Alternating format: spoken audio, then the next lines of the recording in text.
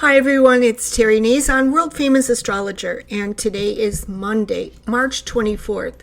So while the moon is winding down, and of course we're getting ready for that new moon solar eclipse on Saturday, a lot is happening in the stars this week that you'll want to know about. Of course, the moon transits from the sign of Sirius, often melancholy Capricorn, into the exciting sign of Aquarius. This is where electricity lives. This is where AI lives. This is where excitement lives. And of course, she transits through Pluto and connects to all of those planets in the sign of Aries. So here we have that, again, that repetitive air and fire. So I'm wondering, what will spark you today? What will spark your imagination? What will get you excited? And I don't know that anyone can not get excited under these planets. So there has to be something. And while we're coming out of Neptune in Pisces, Saturn in Pisces, the lunar south node in Virgo, and the north node in Pisces, of course, you know, I like to always say, like, two things can happen at once. You can be paying off debts, and you can be making money. You can be working one job and starting another. You can be starting a new project and finishing another. And that's exactly what we have right now. But something could spark your imagination, be it love, be it romance, be it a new project, a new job, a new career opportunity, or somebody just taking an interest in you. And of course, Aries is up front, even though it's your solar return and Mercury is retrograde and Venus is retrograde. What does that mean? So I like to think that you have your own way of doing things because Mercury is retrograde. So you're not going to necessarily follow what everybody tells you to follow, do what everybody tells you to do. You're going to have your own outlook, your own take on things when Mercury is retrograde. And I also think that sometimes Mercury retrograde makes you more observant, like checking out, waiting, you know. But today it might be difficult for you not to get excited about things, especially if you hear from someone from the past or an opportunity based on all of your hard work in the past comes along, or somebody takes a unique interest in you and wants to help. It could happen. So for Taurus, Aries, the sign of Aries is your 12th house, which relates to the sign of Pisces and the planet Neptune. And so we have this transition from your 11th house into your 12th house. And so it could be that you find your own private space.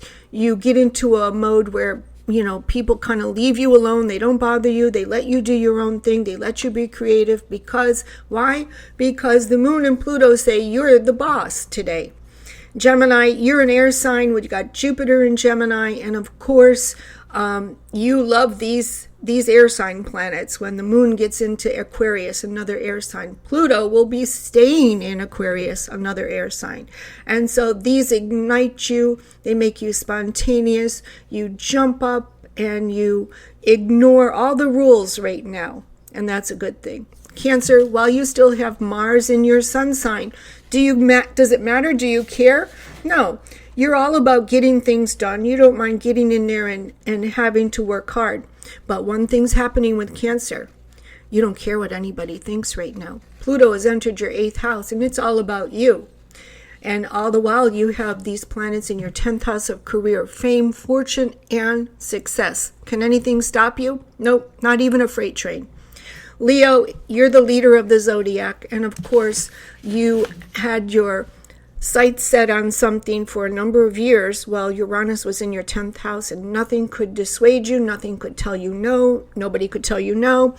And you just were going to do what you wanted to do no matter what.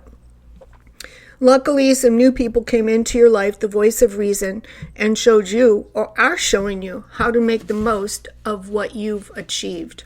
Virgo, while it was about another person, of course, Neptune, Saturn, the North Node in your 7th house, it was about another person, obsessively so, let's say.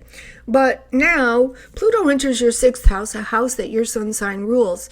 And you're starting to see that when you put a little effort into your own life, into work, man, it really starts to pay off financially. And that may be the road you take from now on. Libra, of course, you've got your eyes on someone. and someone has their eyes on you. Some of you could marry very, very well, and some of you can be inspired by some very exciting people who enter your life. Maybe it's like two ships passing in the night, but nonetheless, they're gonna make their mark on you, and they're gonna change your life. Scorpio, of course, Scorpio is a fixed sign, and the moon and Pluto are in the 4th house. Chapter changes. This relates to your co-ruler Mars in your 9th house, and has you looking for that vacation home, or looking to move abroad or to some other country maybe. Of course, Sagittarius is a fire sign, and Sagittarius, this is your kind of energy, isn't it? We've got all these Aries planets, even though they're retrograde, it just gives you time to sift through and sort through things, but they're in your 9th house of expansion. And maybe you have a lot of opportunities, a lot of things that you could do, but there's only so many hours in a day, right? And so today you may be looking at, all of the things that are coming your way, all of the people who want your attention, even in your romantic life, I would say. There's probably plenty of people who find you fascinating. Of course, Capricorn, yesterday the moon was in your sun sign, and of course today, this morning, it was in your sun sign. And while Mars is in your 7th house, for its 3rd pass, let's say, this is, you've been enduring Mars in your 7th house for quite some time. So you're just kind of tuned out, not really looking at what other people are doing, and just kind of doing your own thing right now, because you've learned. You don't need the arguments, you don't need the agitation. But you're looking ahead to, hey, what's my new chapter? Of course, the Sun, Mercury retrograde, Venus are all in your 4th house. And the fear of letting go, the fear of moving, the fear of change is no longer as strong as it used to be. Now you just need to find the money. Aquarius, of course, you have the ultimate new beginning with Pluto and the moon in your 1st house today. Pluto and the moon is like a freight train. It's like a bulldozer. What can't you do? Pisces, it's all about you. And over the last 2 years, you certainly have learned all about responsibilities, doing things the right way. Well, there may be a few more things that you need to learn along the way. But with all these planets gathering up in your 2nd house of money, you really need to pay attention to your finances and all the opportunities that are coming along to be a mogul. Well, that's all for now.